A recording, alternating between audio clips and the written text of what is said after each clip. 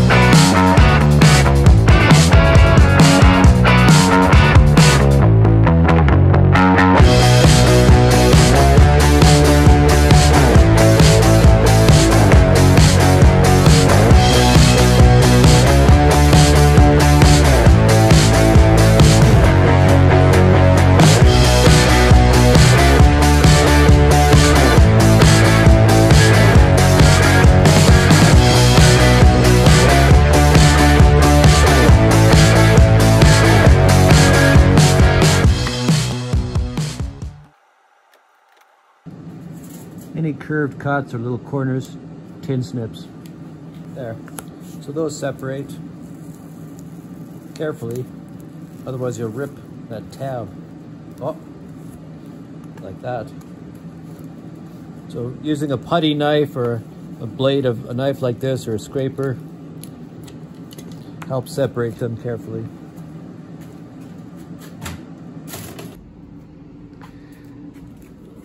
And that's the last piece right there. Try to do that with one hand.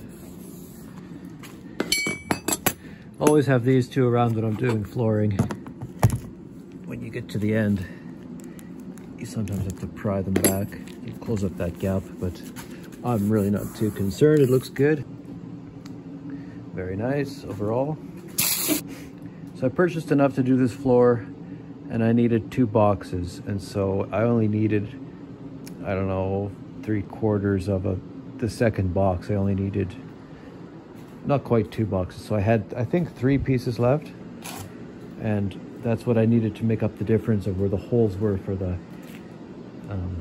heater. So actually it just worked out exactly to the piece, and I didn't make any mistakes. So usually you make 1 or 2 cuts where you shouldn't have, or do it backwards, and that's allowable, 1 or 2 for a big room. But for space like this with all these scribes and stuff, and then it's not even. In some places it fits under, some places it butts up, just how these panels are made. So it was not an easy job, I'll tell you that. But it looks good. I'm gonna put all the trim pieces on. I'm gonna drill the holes. I drilled some of them before I put them in, but it got really messy, and then the pieces that got drilled out, the shavings tend to stick on to the seams, so you got to be careful with that. So in this case, I just marked them. I just marked the holes for the seats, and I'll do it here.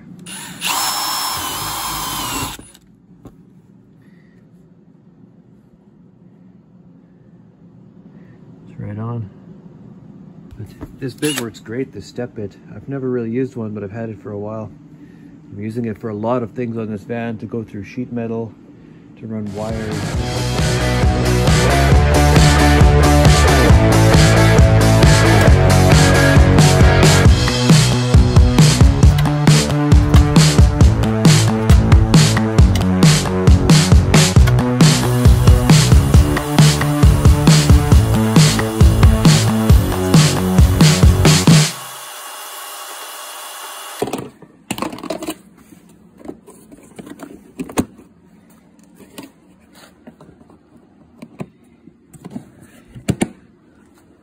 There, I took that all out and washed that, scrubbed it down. Might freshen it up as well with some Armor All. It doesn't make it too slippery, but yeah, there you go. There's the floor. It's in.